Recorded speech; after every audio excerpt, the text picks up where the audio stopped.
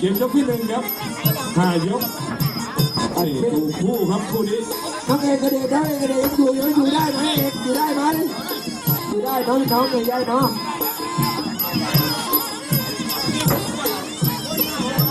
มันแย่ไปมันอ่ะแย่ไปแย่มันคอยตาสีน่ะหมอสีมูตงพรมันอยู่ได้ที่หมอสีทะเลมวยเห็นโจนี่พ่อออกโจเนี่ยแล้วเป็นบังไฟเนี่ยแต่คนขันนี่นี่เดินในโรงงานเนาะที่นี่เลยก็สองคน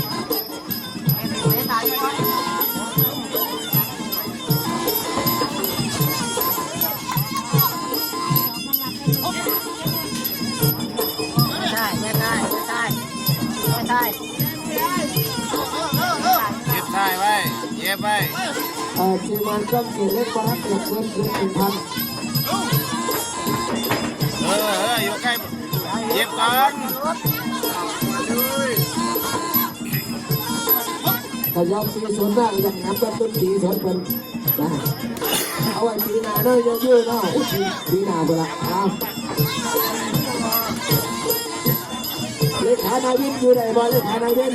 โอเคได้เนาะได้เนาะแต่บอลที่ตีไม่ได้วันเดียวแล้วเจ้าโอ้เจ้าจำไม่ได้คิดหลักไล่เดินคู่นี่นะคุณหลักต่อไปแค่3-4กันของได้คนละอย่างครับเป็นแฟนครับชื่อฉันเองแดงดีกว่าครับปีครับยากินกินได้หายไส้เลยยาเอ้ยเอาบางทีบางวันกินยังไม่ได้เลย11,600 บาทครับบอยานใช่สูงด้วยยังเกมยก2เลยครับคู่รองบ้วยครับ11,600 บาทครับจักรราวนกับห้วยทับทันครับตีแข้งขวาดักไว้ครับฉลามดำตีขวาดักไม่อีกตีเอาของในของไว้ขวาตีไปโอ้โหเพชรเงินได้เข้าวินไปแล้วดูว่าเพชรทองรุ่นพี่ชายของเพชรต่อยได้มันอ่ะต่อยได้มันอ่ะเพิ่มเข้าดิแต่เพิ่มก็พรุ่งนี้ก็ไปทำงานเหมือนเดิมเพิ่มเข้าดิใกล้ๆเพิ่มเข้าใกล้ๆกาวัวพยาเลยเพิ่มเข้าใกล้ๆอย่าถอยเพิ่มเข้าใกล้ๆ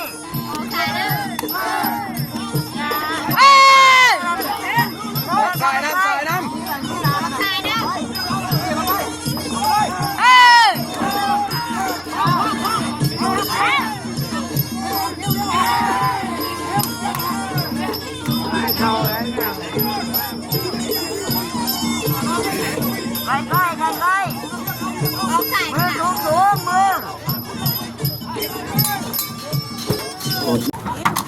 ไม่แน่อาจจะเป็นพึ่งหลวงบ้านเลมบ้าครับนี่ก็หลานเขยลุงภูธรเองอาจจะเอามาช่วยปีหน้า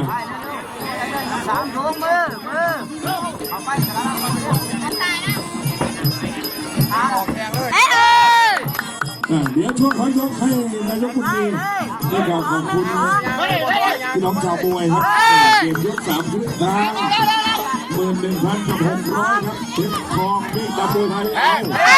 ฉลามดำเอาวงในตีขวาปีใส่ดีร้ายกันครับขาดหัวตัวเข้า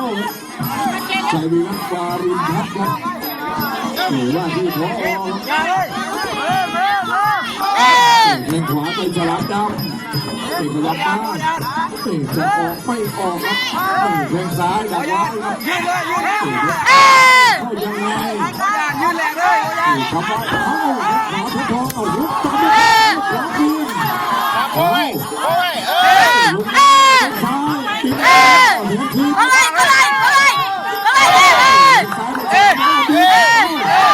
คืนเลยร้อยยอมได้ซะที่ไหน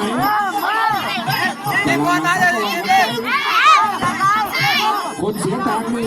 จะบอกแล้วเสียแต่คนได้ตังค์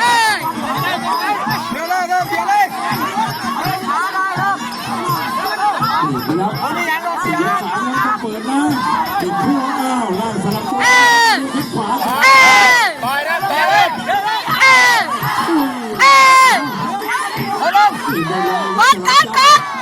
เป็นซ้ายเป็นทองแยกมาสู้กันในกลางเวทีครับใจดีวัดวาดินครับ เย็นมาสิไปแม่ ที่สองว่าจะขาดแล้วเส้นสามเส้นสามด้วยกันก็ขอให้ได้ที่ห้าของคอให้ได้ มากินดิ ตัวซ้าย เย็นเลยเย็นเลย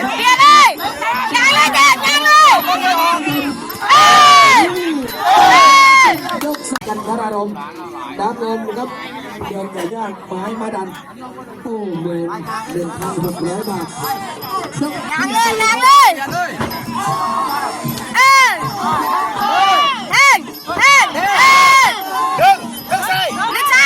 ยกสี่ยกสำคัญครับใครทำได้ช่วยครับฉลามดำ คนลงสิคนลงเอาแค่ไว้เอาแค่ไว้ ทีมงานสมบัติ คนเลยคนเลยหลักเตะซ้ายหลักเตะซ้าย โอ้ดับสองตอนนี้ชกที่พร้อมและฉลามดำตอนนี้ เดี๋ยวเลยเดี๋ยวเลยโอ้ยหลักหลักเกี่ยวไว้ การเมืองไก่ย่างไม้มาดัน เอ๊ะเอ๊ะสละ นี่มันเป็นครับ บริเลียนบริโลกเลย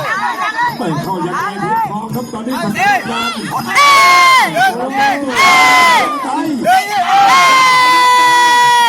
โอ้นะจ๊ะ เตะเตะบริไม่ต้อง ไป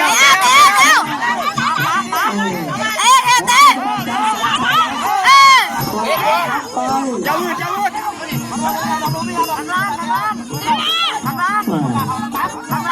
ยังไงเข้าช้าโดนแข้งของฉลามดำเหมือนกัน เฮ้ยนี่เดี๋ยวเทปไม่ต้องเข้าไม่ต้องเข้า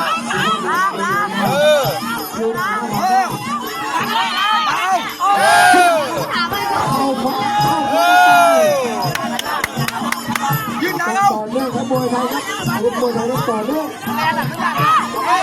เรื่องเอาเลิกครับ แข้งขวา ยืนนี่ ต่อครับเพชรทอง ยืนเอาโอ้ย ขวาครับพุ่งขวาไปสองอันเซ่ โบแลนนี่ที่โบแลนยืนเอา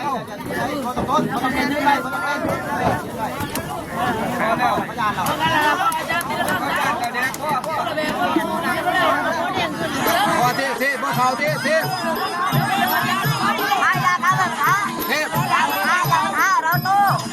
พวกเขาเทปพวกเราเทป ที่5ยกสุดท้ายครับ เทปไม่ต้องเอา ข่าวว่าครับขวาไปพุ่งขวาขึ้นมาเฮ้ย เทปพอแล้วเทปพอแล้วเทป ฉลามดำผู้ก่อกองร้ายต่อไปนี่เดี๋ยวดูในวันพิจารณาครับพอแล้วในช่วงนี้ ต้องบอกว่าแข้งของฉลามดำสร้างปัญหาให้กับเจ้าเพชรทองครับไม่รู้จะได้ยังไงแล้วตอนนี้เข้าไปก็โดนแข้งโดนแข้งแถมตีด้วย ก่อนไปดุน รอผลในบทการ คู่สุดท้ายส่งแขกครับรอคู่ก้องเกียรติเล็กกิจการของก้องเกียรติเล็กโอ้กิจนาโสภากุลมันไม่มาเนี่ยมานี่ต้อง รอแบบบังมัดทองตันใช่ไหม โอ้ย